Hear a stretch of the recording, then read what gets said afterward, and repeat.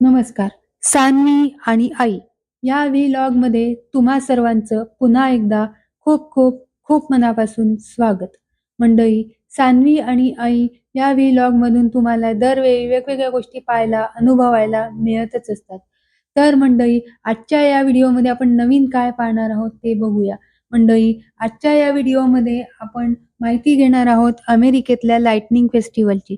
मंडळी, ज्याप्रमाणे भारतात आपण दिवाळीच्या वेळेला वेगवेगळ्या दिवे, पणत्या, आकाशकंदील, लाइटिंग्स लावून सगळीकडे सजावट करत असतो, सगळीकडे झगमगाट करत असतो.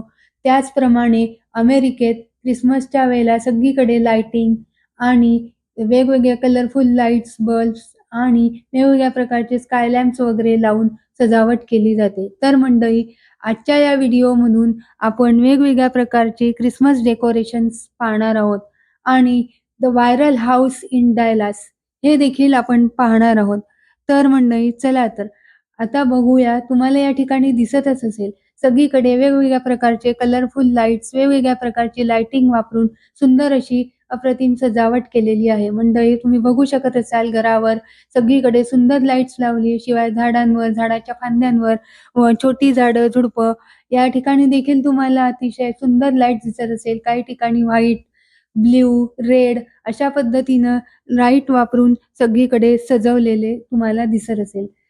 तर मंडळी, काही ठिकाणी तुम्हाला स्टॅच्यू देखील दिसत असतील. तर मंडळी, प्रत्येक घरावर इथं सजावट करून वेगवेगळ्या प्रकारचे स्टॅच्यूज देखील उभारले जातात. सांता क्लॉज, स्नोमॅन अशी वेगवेगळी स्टॅच्यू या ठिकाणी उभारली जातात.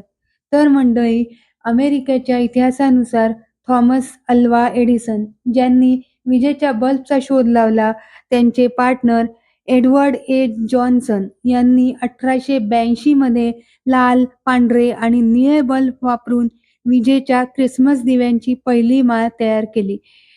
एडिसनच्या कंपनीने मेणबत्तीला सुरक्षित पर्याय म्हणून दिव्यांचा प्रचार केला आणि 1890च्या दशकांपर्यंत दिवे व्यावसायिक बनले आणि सणासुदीच्या काळात ते एक अविभाज्य भाग बनले. मंडळी, तेव्हापासून अमेरिकेसह जगभरात ख्रिसमसच्या लाइटनिंगची सुरुवात झाली. मेणबत्तीला एक सुरक्षित पर्याय म्हणून लाइटनिंगची सुरुवात झाली आणि तेव्हापासून अमेरिकेत ख्रिसमसमध्ये लाइटिंग्स केली जाते. तर मंडळी, जसं-जसं आपण पुढे जातोय तसे-तसे तुम्हाला वेगवेगळ्या प्रकारचे लाइटनिंग्स आणि वेगवेगळ्या प्रकारचे स्टॅच्यूज, वेगवेगळ्या प्रकारच्या सांता क्लॉजच्या गाड्या वगैरे सगळं दिसतच असेल.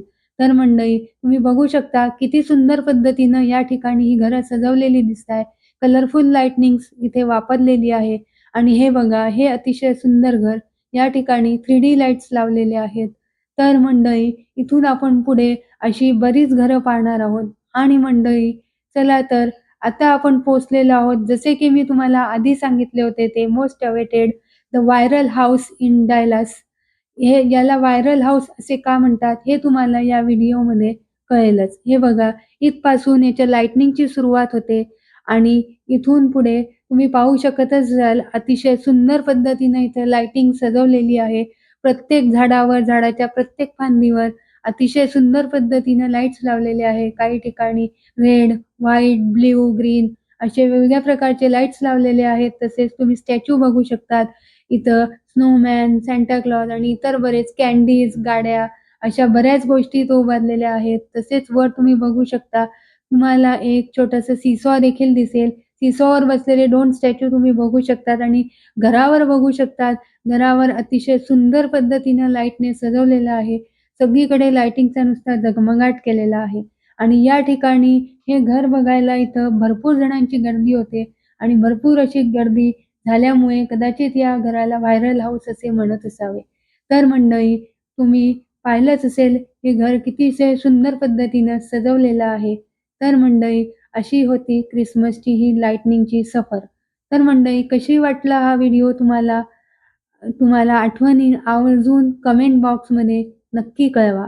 आणि हो, हा व्हिडिओ आवडल्यास लाईक आणि शेअर करायला विसरू नका आणि तुम्ही जर या चॅनलवर नवीन असाल, तर आवर्जून चॅनलला सबस्क्राईब करा आणि असेच नवनवीन व्हिडिओ पाहण्यासाठी पाहत रहा सान्वी आणि आई.